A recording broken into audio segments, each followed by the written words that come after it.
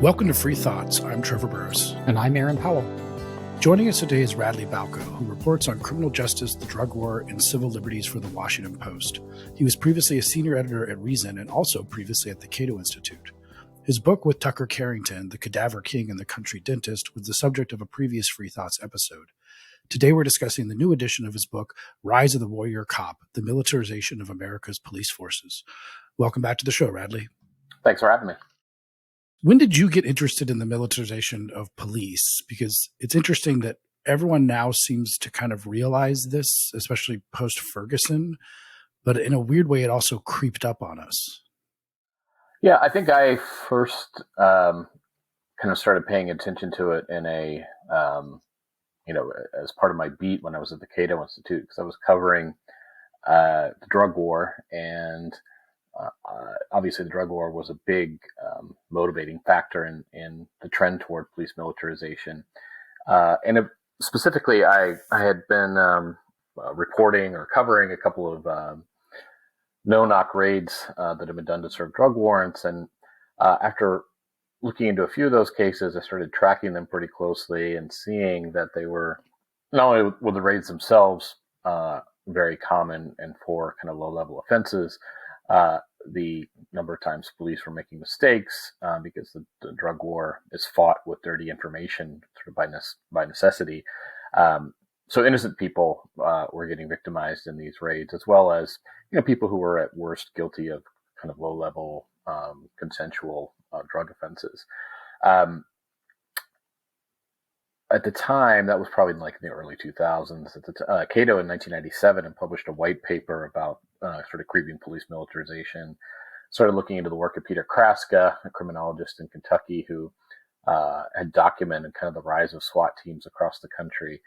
And I guess just from there, it was, you saw some of the sort of excesses of policing, some of the problems with policing culture, but then, and some of the problems with holding rogue police officers accountable, but at the same time, kind of the level of accepted force as a matter of policy in police departments across the country was increasing as well. So you had sort of problems with bad cops going on to, violating policies, violating the law even. You had problems with holding those cops accountable. You had problems with police culture.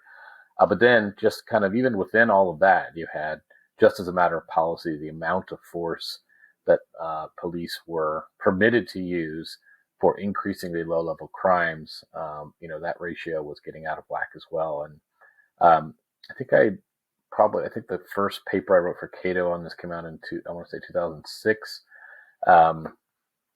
But even before that, if you go back to the 1990s, when I was in high school and college, it was the right that was up in arms about police militarization, particularly with the ATF raids on people suspected of violating various gun laws. And then, we had people like G. Gordon Liddy on a show telling his listeners to shoot for the head when ATF agents come into your house. And you had, the NRA calling federal police officers jackbooted thugs. You had Waco and Ruby Ridge. So, I think there's been this continual trend for a long time, but it's also sort of fascinating to watch as various parts of the American political establishment get upset about this when it affects their own people, but don't seem to be nearly as concerned when it affects people with whom they disagree politically. How new is this trend as opposed to us noticing it, paying attention to it, or the general political culture being more up in arms about it? Because you look back, like the LAPD in the 1950s wasn't exactly a bunch of Boy Scouts, or we look at the way that cops treated marchers during the civil rights movement. Like, it seems like cops have always been pretty violent. Yeah, I do think there's a tendency to pine for kind of a heyday or salad days of policing that probably never existed. I will say, though, that I do think that the militarization trend is something unique. It is, even during the kind of the civil rights protest, even throughout kind of labor uprisings and other civil unrest. In the United States, we've always had this firm line between policing and the military. We keep them very separate. And even at the height of the drug war in the 1980s, there was a time when Congress and the Reagan administration wanted kind of erase that line. They wanted the military to be coming in, doing drug raids, Marines marching up and down city streets. And to its credit, to the credit of the health of our democracy, I think, it was the Pentagon that objected loudest and actually derailed those plans. But if the premise behind that is that policing and soldiering are two very different jobs, and it's dangerous for a free society to conflate the two. I would argue that there isn't much difference between using actual soldiers to conduct domestic policing and taking domestic police and training them like soldiers, arming them like soldiers, giving them kind of a soldier's mindset or mentality, and then telling them they're fighting a war of various kinds, whether it's a war on terror, war on drugs, war on crime. You start to erase that distinction, not by having soldiers do the policing, but by turning your police into soldiers. And I think that's really where it's not that police brutality didn't exist. It's not that racism in policing didn't exist before all this. It's just that I think this is a particularly unique trend, and one that kind of drives a lot of the other problematic trends in policing. Can you give a sense of the scope of the problem in terms of growth? Because as Aaron mentioned, there have been times in the past where some things police did, like say the old third degree, were worse than presumably what they do now. But when we're talking about, let's say, just SWAT raids, what would have been the changes in terms of how many of those are being conducted versus in the earlier days of SWAT teams? Yeah, so it's hard to put a definitive count on how many sort of SWAT deployments or SWAT raids there are each year, each day in the U.S. Peter Kraska, the criminologist I mentioned, sent surveys out to police departments across the country in the 1990s and asked them to go back to when they started their SWAT team, how many times they deployed their SWAT team.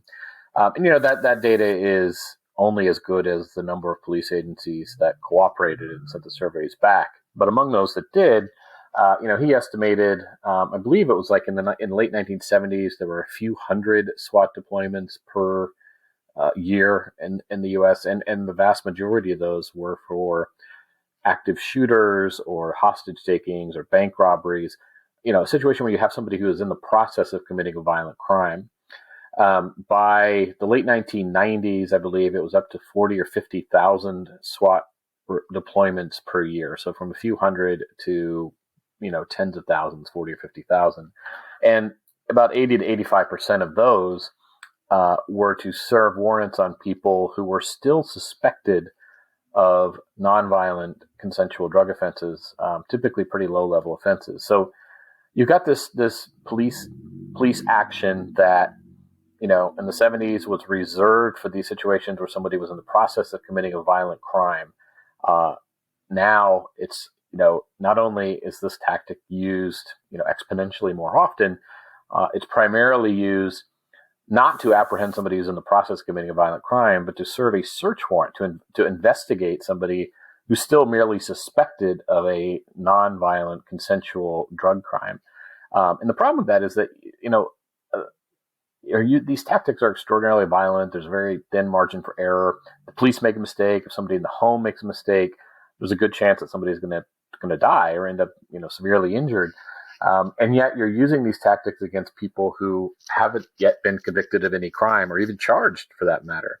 And that really, I think, is a massive shift in how the government has used this kind of force and violence. And it's not the sort of policy where there was ever really much public debate. It's not like Congress passed, a bill that militarized the police and authorized mass SWAT raids. It's something that's been gradual and that's been building up for a generation or more.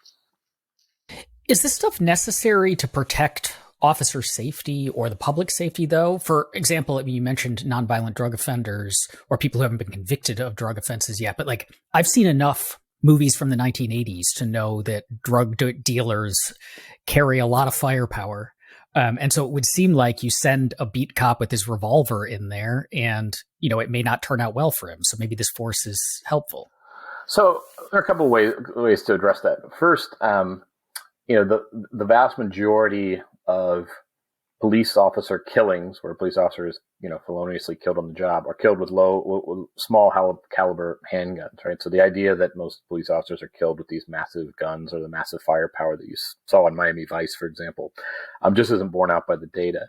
The other thing is, I would argue that these types of raids actually make things more dangerous for police officers. I mean, when you wake somebody up in their own home, in their own bed, in the middle of the night, with armed men breaking into their home, usually masked and dressed all in black, you elicit a very visceral kind of primitive response in people, a fight or flight response. And if flight isn't an option, people are going to fight. And so we've had, numerous examples where an innocent person was raided and reached for a gun and shot and killed a cop, or was shot and killed themselves, or, injured police officers, but also even drug dealers, right? I mean, I've interviewed a lot of former police chiefs for my book, people who are from an era where drug warrants weren't served this way, where they were served, just like you said, a uniformed officer came and knocked on the door.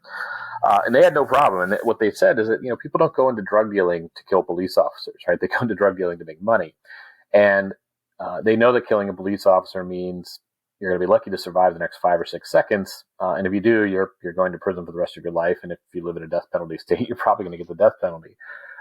So I think even in cases where the police are raiding somebody who has drugs in the home, who fires back at the police, usually they'll say they didn't know that they were police. They thought they were rival drug dealers. And I think there's a lot of that makes a lot of intuitive sense.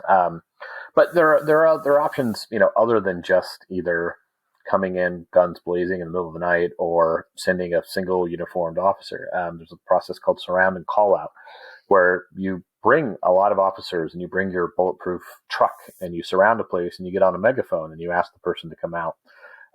Or you apprehend them as they're coming or going, or you set up some sort of ruse where you're able to apprehend them.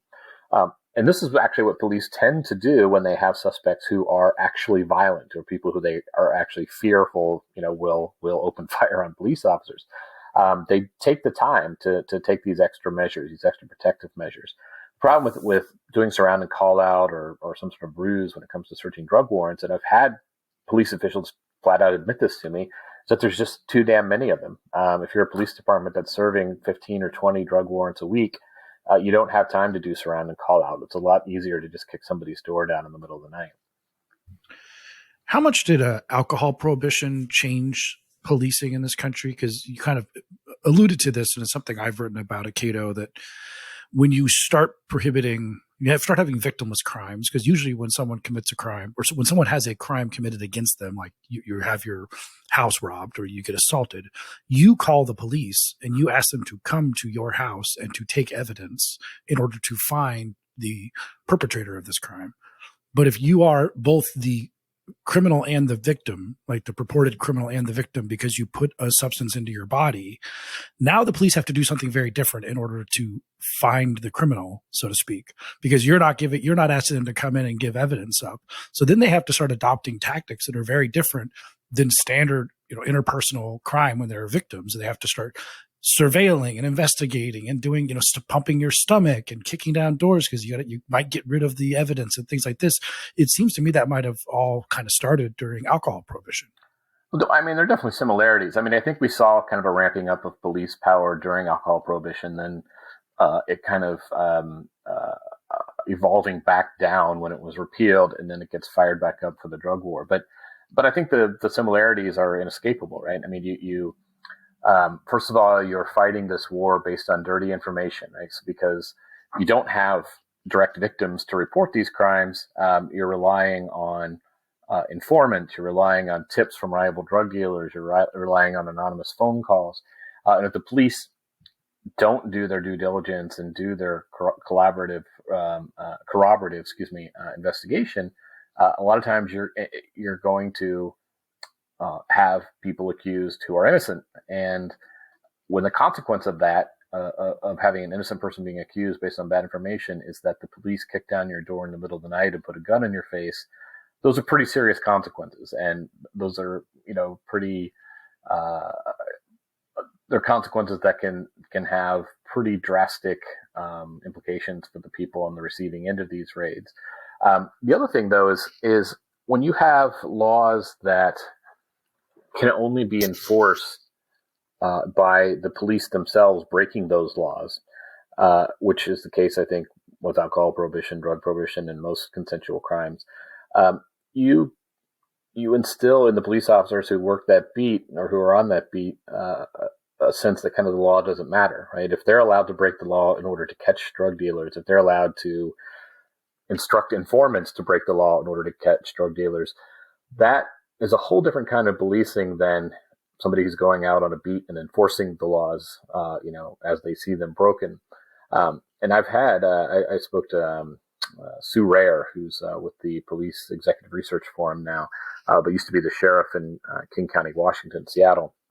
And she made a great point, which is that she would never let her police officers be in narcotics for more than 3 or 4 years. And the reason was that being in narcotics for a long period of time changes the way you look at the job. It changes the way you look at policing. It changes the way you look at yourself.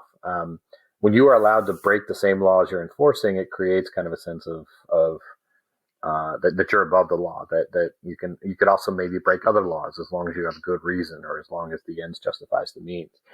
So I think both of those things. I think the fact that you have to fight these wars based on dirty information, and the fact that the police have to break the very laws that they're enforcing.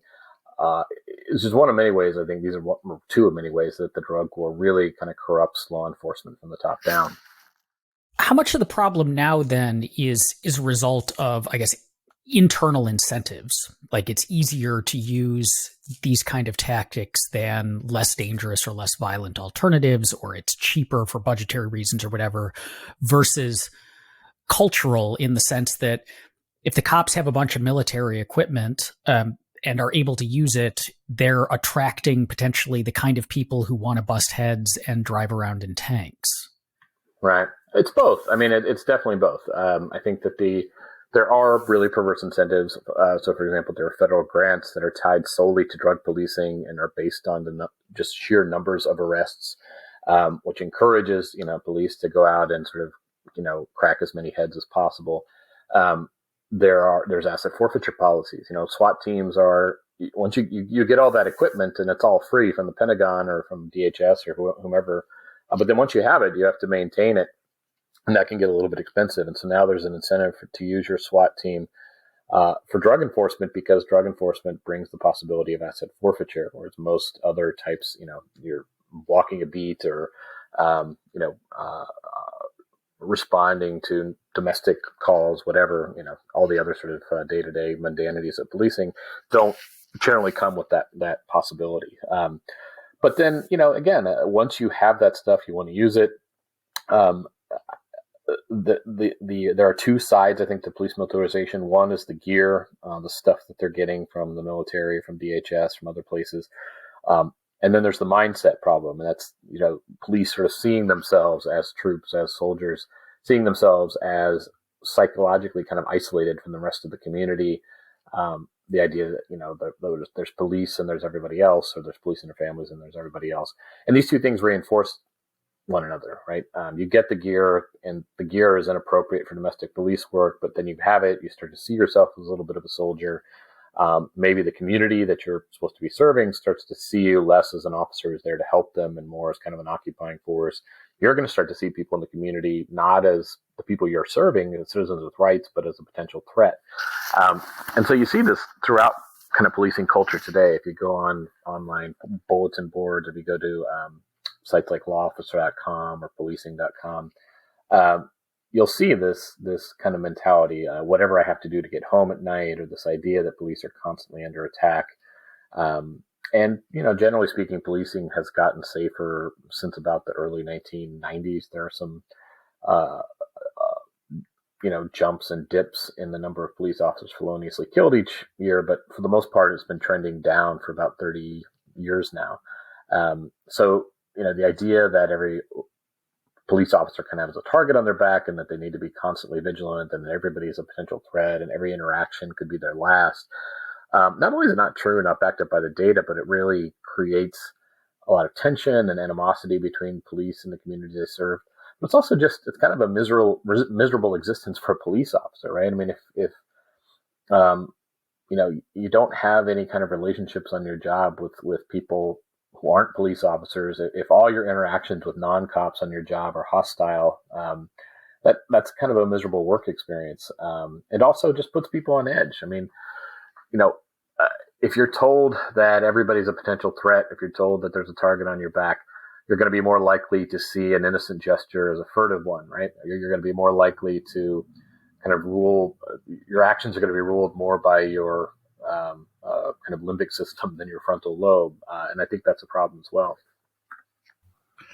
How does, I mean, when we're talking about criminal justice and maybe especially policing, we can't not discuss race issues. And it's interesting because something I've written about too, we use the rhetoric of war on drugs, war on crime. And one of the interesting things about war in the more, the real sense of the word war, the international kind of foreign conflict problem, is that dehumanizing the opponent is kind of essential to fighting a war. I mean, unless you need your soldiers to think that they are, they're not Germans, they're Huns, and have your cartoons and all this stuff, because otherwise you're just murdering people. I feel like that's similar to what you have to do here, and race plays a big factor in that when it comes to making war on our own citizens. Yep. No, absolutely. I mean, you see the dehumanization in rhetoric, drug war rhetoric, going back to the Nixon administration, referring to people as vermin or cockroaches or just kind of denying people their basic humanity. And there's been a push in the drug law reform movement for a long time toward treating addiction as a health issue instead of a criminal issue. And, the problem with that, if you're a drug warrior, is if you start to see people with drug problems as people with a health problem and not as people who are breaking the law, becomes a lot more difficult to dehumanize them. And I think that's one reason why you've seen, there was long such resistance on the kind of law and order right to acknowledging that drug addiction is a health issue and not some sort of moral or human failing. But I think that, I think you're absolutely right. And as far as, race goes, going back to 19 teens and 20s and 30s, the drug war, alcohol prohibition, all these kind of wars on substances have always been about othering, a certain ethnic group. And the drug war is certainly, the modern drug war, I think, is certainly a continuation of that. What role do judges play in all this? Because they presumably are not subject to the same incentives or part of the same culture as the police officers, and they have to approve these warrants before the SWAT team can bust in, right? They do. I think there are two ways that the courts have contributed to the problem. One is, I think, the appellate courts, from the Supreme Court to the federal appeals courts to state Supreme Courts, have really contributed to the problem by creating this drug war exception to the Fourth Amendment. And that's been happening for, going back to the late 50s, basically, if not further. The drug war has, I talk in the book a lot about the Castle Doctrine and this idea that the home should be a place of peace and sanctuary. And this is where the knock and announce requirement comes from.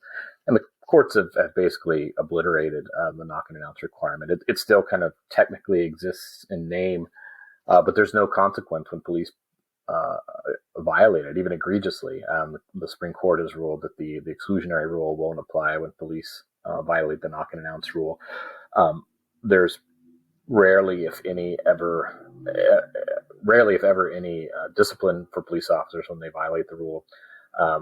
And, with qualified immunity, it's extremely difficult to win a lawsuit. There's just a case a couple weeks ago where a police officer or a SWAT team raided this elderly man.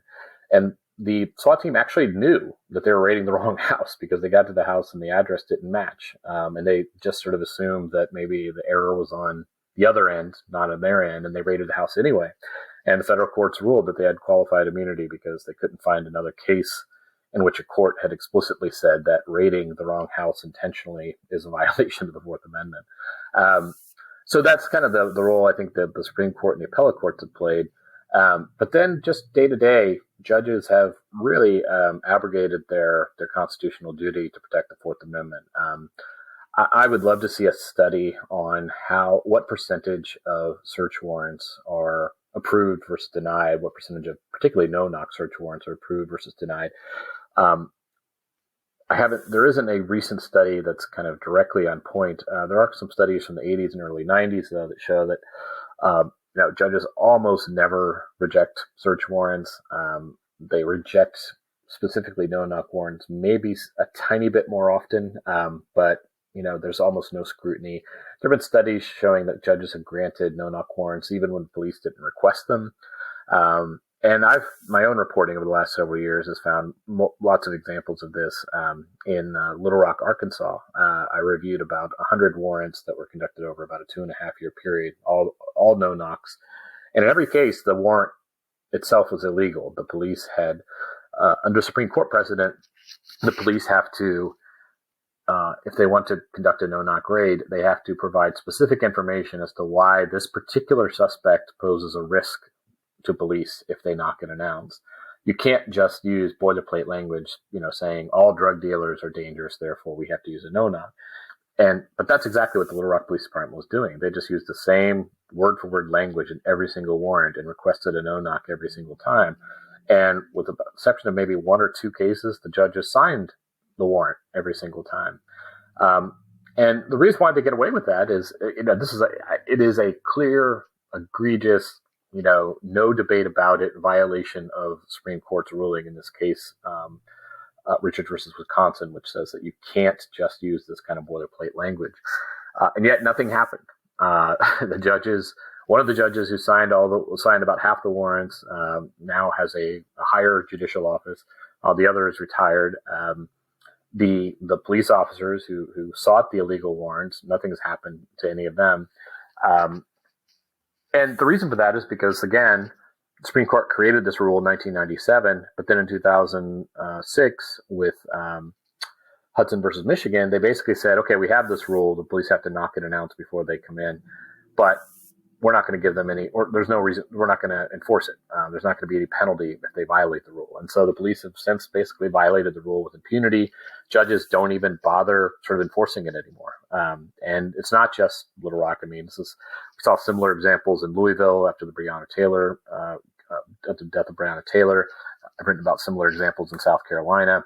And I bet if somebody, paid the money to do a kind of comprehensive look across the country at how these warrants are applied for and granted by judges, we would find it's very similar. My guess is that we'd find a very, very tiny percentage of judges ever deny police a search warrant. Those that do, the police know not to go to those judges anymore, so they can seek out judges that are less, provide less scrutiny. But also that I think we would see that a lot of these warrants are illegal and nothing's being done about it. We hear about these botched raids quite often, and it's sort of stunning. I mean, I don't think the police are usually doing botched SWAT raids, and of course the ones that get reported are not maybe representative of the whole, but it seems to happen a disturbingly large number of times in ways that are sort of just gratuitously erroneous. Like you could have just looked up the address, as you pointed out. Is this just because the police, do you think this is directly tied to the fact that they don't really care? I mean, they're viewing everyone as subhuman and there's no consequences, and maybe they're not even worried about the safety of their fellow officers because they're dressed like soldiers, so they just don't really care about making mistakes? I think that's part of it. I mean, I think they don't feel like it's dangerous to them because they're on the giving end of this, right? They know what's going to happen. They have the advantage. They're taking the other people by surprise. And look, I mean, if there are candid interviews with the SWAT officers, there's a great one in the documentary "Do Not Resist," where they go to one of these SWAT meetups, these kind of SWAT competitions, and they talk to some officers, and they flat out admit that it's a huge rush to go on one of these raids, right? It's you get a lot of adrenaline going, and it's apparently a lot of fun for them. And I'm speaking very broadly and very generally here, but I do think that there's a kind of disregard for the rights of the people who are on the receiving end of these raids because they're drug users, they're morally weak, they're criminals basically, and I think that's the way that the police look at it. But I also think there's all of that, but then also there are no consequences for getting it wrong, right? The courts have basically ruled that if the police raid a wrong house because they made a mistake, as long as you can't prove that the mistake was intentional, which is pretty much impossible, and in most cases probably isn't the case. It's just a lack of diligence and doing your corroborative investigation. But unless you can show it's intentional, you're not, nothing's going to happen to them. And for the level of violence that comes with one of these raids, the fact that there are no consequences for mistakenly kind of visiting that violence in the wrong person, ought to trouble us, to say the least. How much of all of this is the result of racism, or at least racially motivated? Because if we listen to we've had the protests over the last year and a lot of conversation about criminal justice reform, and a lot of it has focused on racism within policing and criminal justice. Yeah, so it's always difficult to kind of isolate how much race is a motivating factor, right? We know that that the drug war was waged with kind of racist intent and racist justifications and racist stereotypes of various groups that aren't true. We also know that continues to be the case, right? There are multiple studies. I mean, the data on this is overwhelming in multiple cities, showing that while Black people are much more likely to be searched when they're pulled over, they are less likely to actually be carrying contraband. So the police are more suspicious of Black people than white people, even though white people who are pulled over, at least, are more likely to have some sort of illegal substance on them. We see the arrest rates compared to usage rates, and all of it, strongly points to a drug war that is disproportionately directed at non-white people and Black people in particular. It's always difficult to delve into the motivations of individual police officers or individual SWAT team. But we know that, in policing in general, that there is a problem with race. We know over the last 3 or 4 years, we've seen multiple reports about where investigators have looked into social media posts by police officers, and we see a disturbingly high percentage of officers have posted, put racist stuff on Facebook or Twitter or in other online forums, or have sort of glorified police violence, anti-Muslim posts.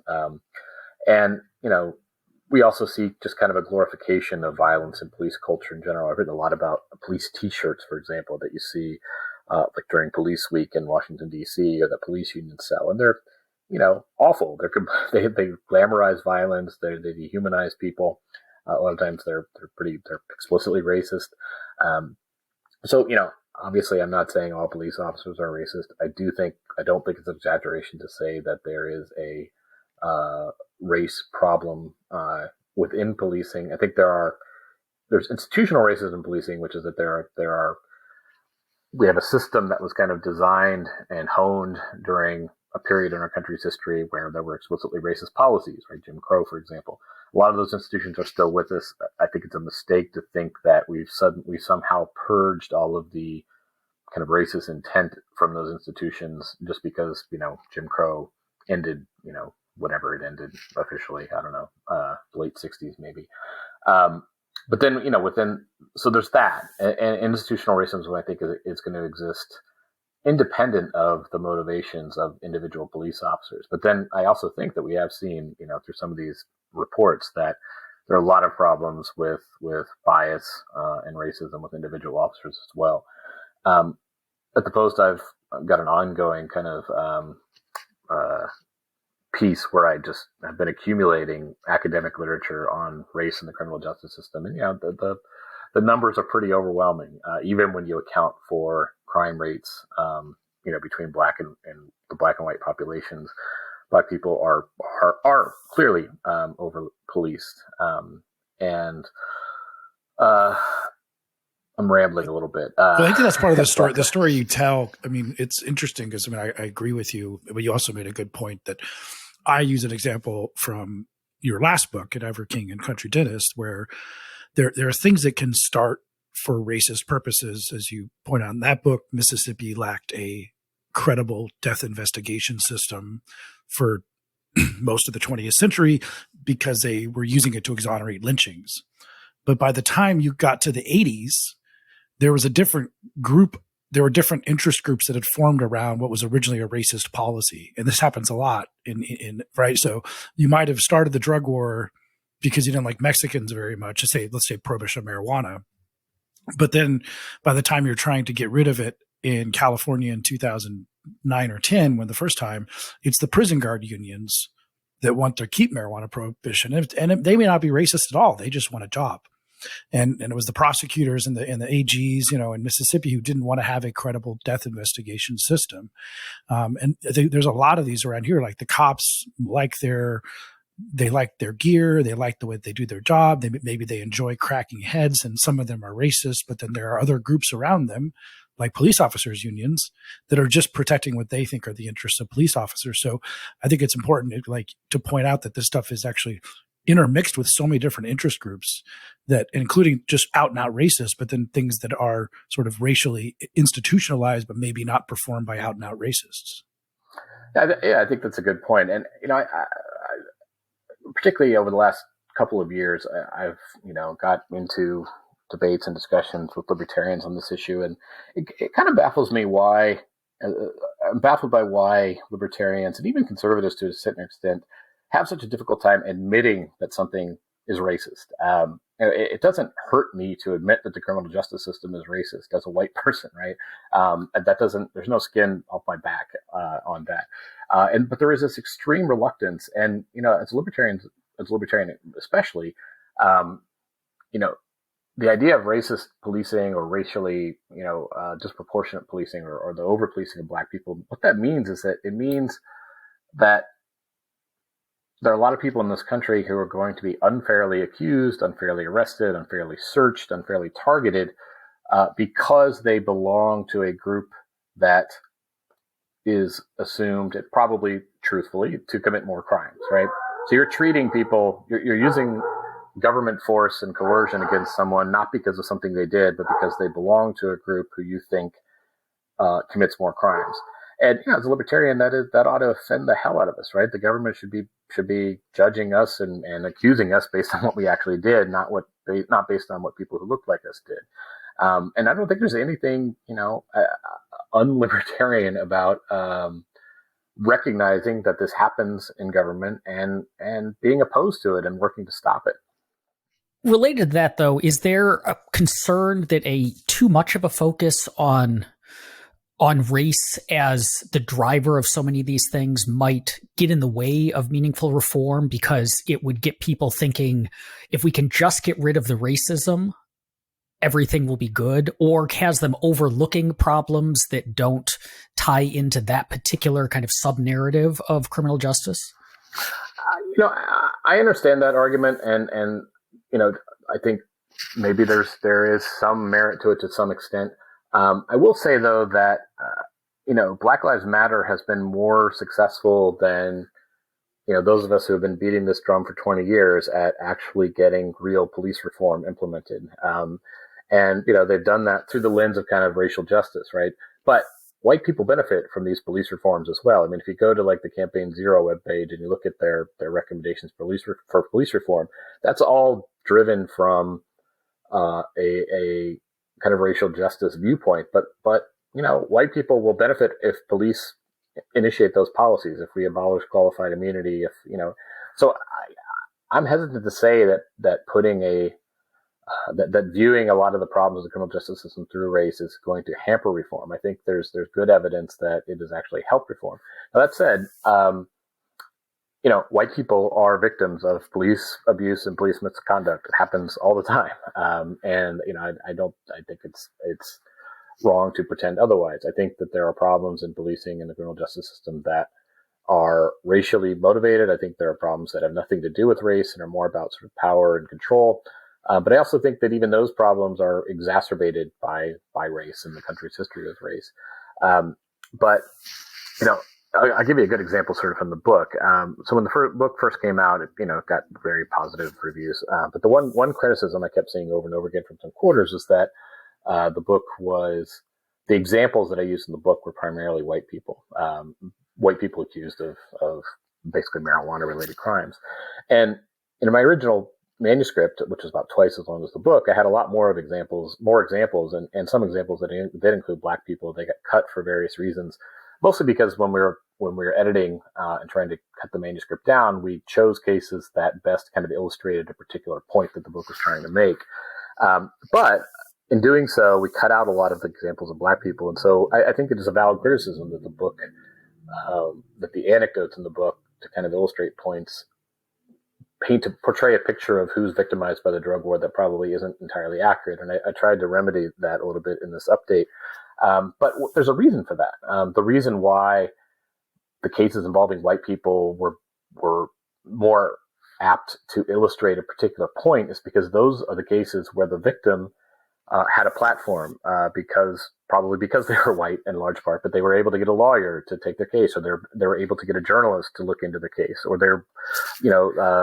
they got a lawyer and the resulting lawsuit flushed out facts about the case that, were probably hidden in a lot of these raids on Black people, because Black people, when you're a Black person and you're subject to one of these raids, it's hard, to get people interested, much less, believe that you're innocent.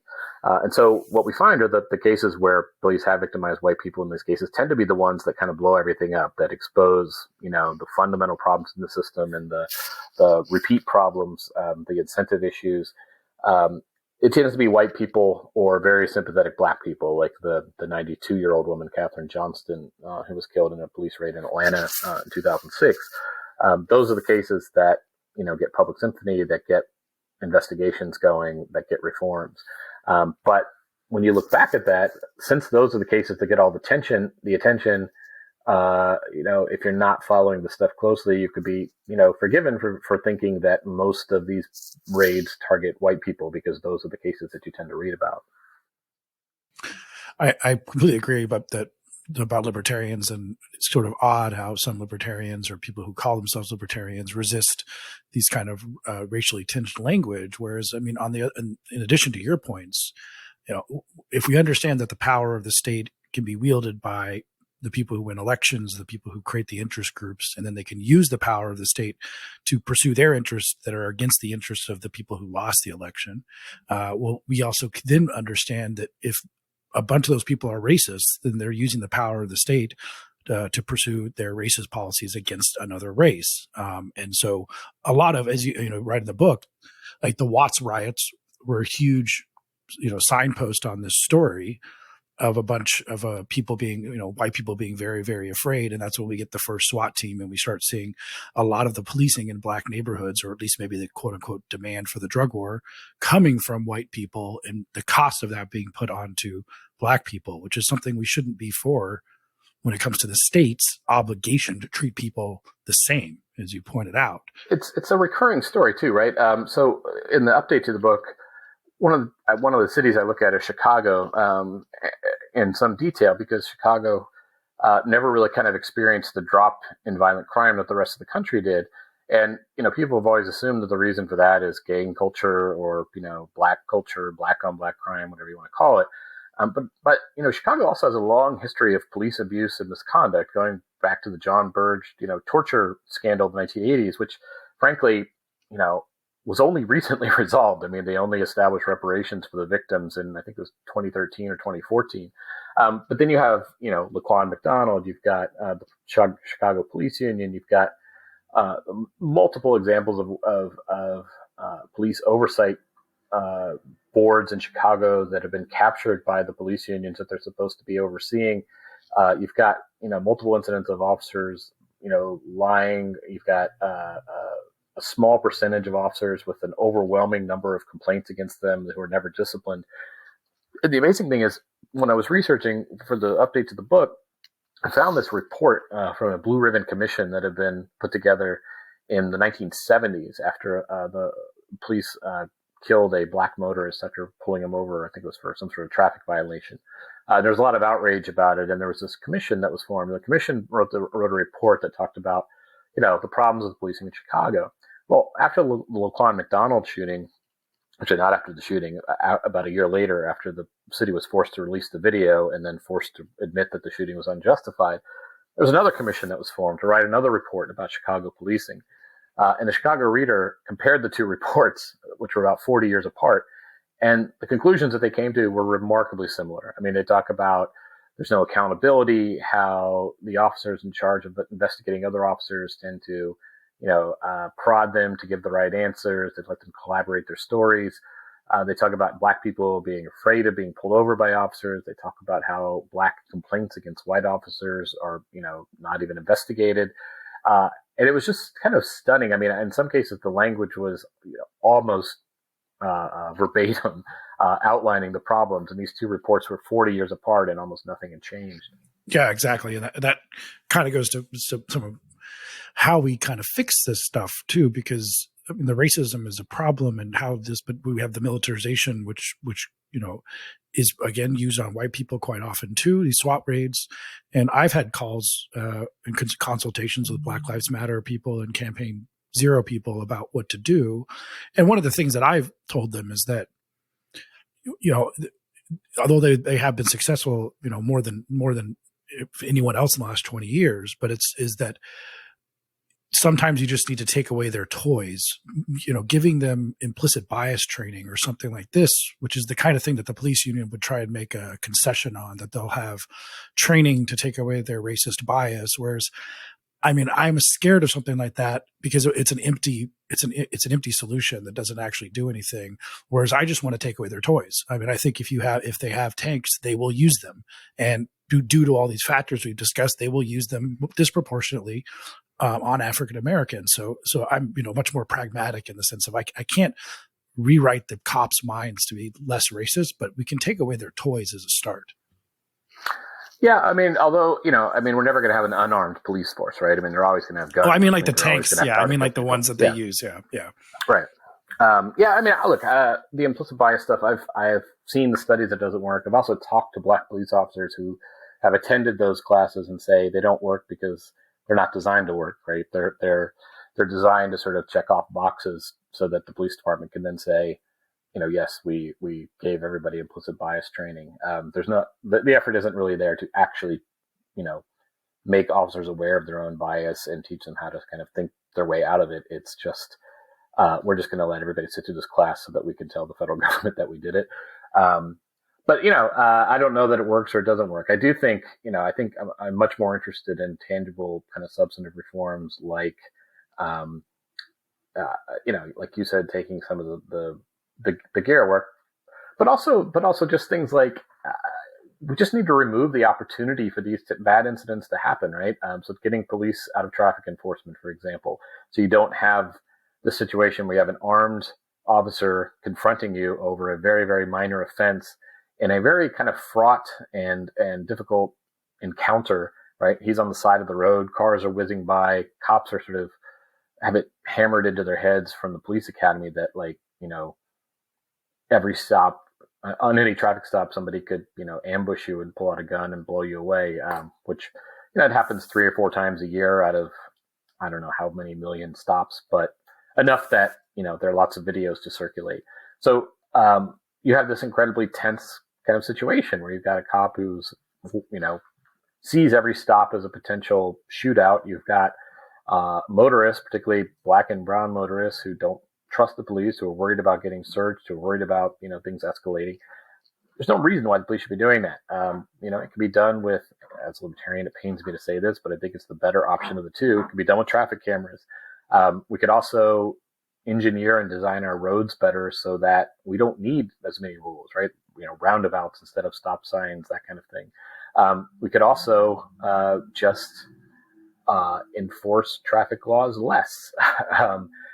Speed limits are pretty artificial for the most part. They're not the result of some study to find the optimal safe speed in that particular zone. It's basically, in a lot of cases, they're artificially low in order to generate revenue for the local government.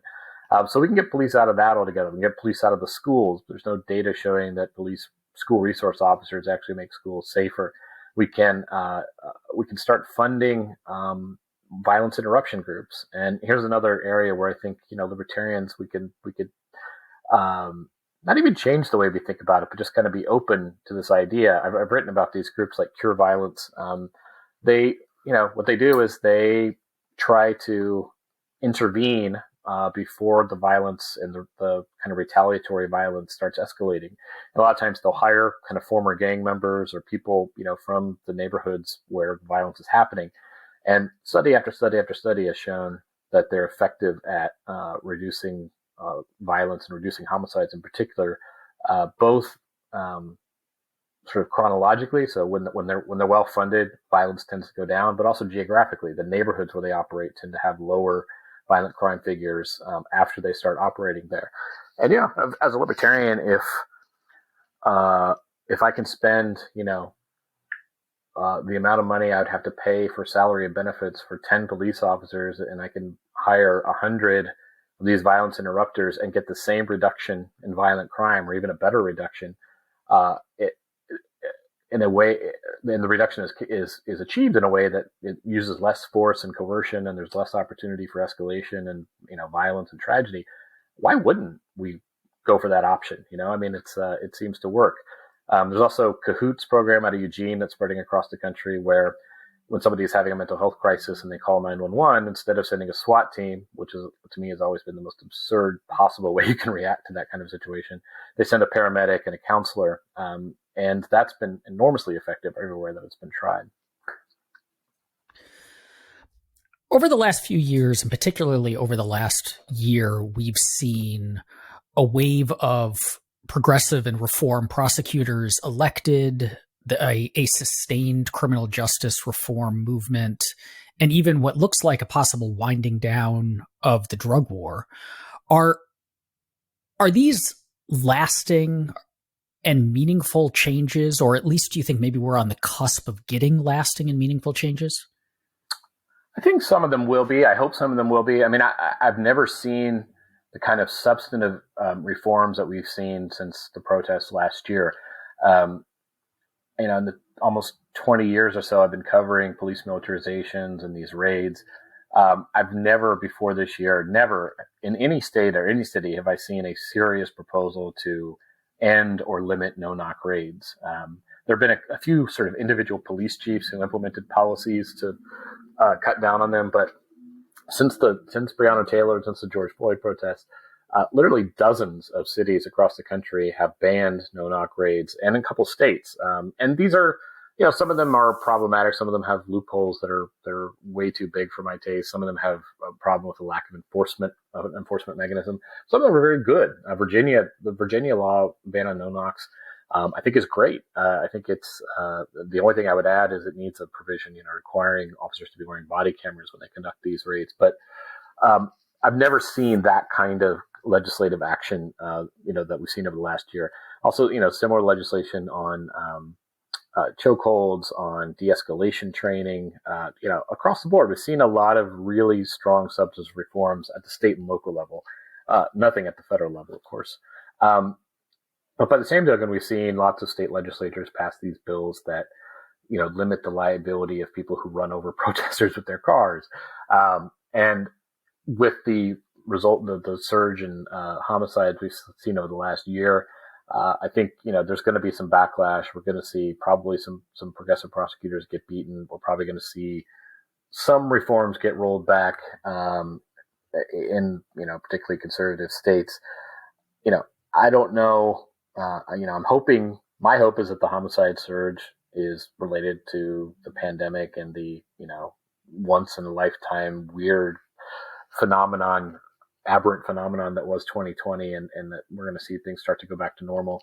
But I don't know. The bad policies that we got that resulted in mass incarceration, that resulted in the evisceration of the Fourth Amendment, that resulted in, a lot of the problems we have in the criminal justice system today were the result of policies that were passed in response to soaring crime rates. And hopefully we've learned from that, and hopefully we'll be kind of more nuanced and careful and less reactionary in how we respond to this latest homicide surge. But I don't know. As a politician, it's, much, much easier to support, getting tough on crime policies because, like Bastiak argued with economic policies, I think the costs of those policies tend to be hidden. Whereas it's very easy to, tie a rise in murder to a more progressive DA's office, despite the fact that the spike in homicides has happened all over the country, including in cities that have pretty conservative prosecutors.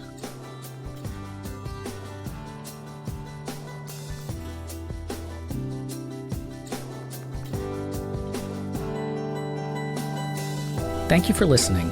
If you enjoy Free Thoughts, make sure to rate and review us in Apple Podcasts or in your favorite podcast app. Free Thoughts is produced by Landry Ayers. If you'd like to learn more about libertarianism, visit us on the web at www.libertarianism.org.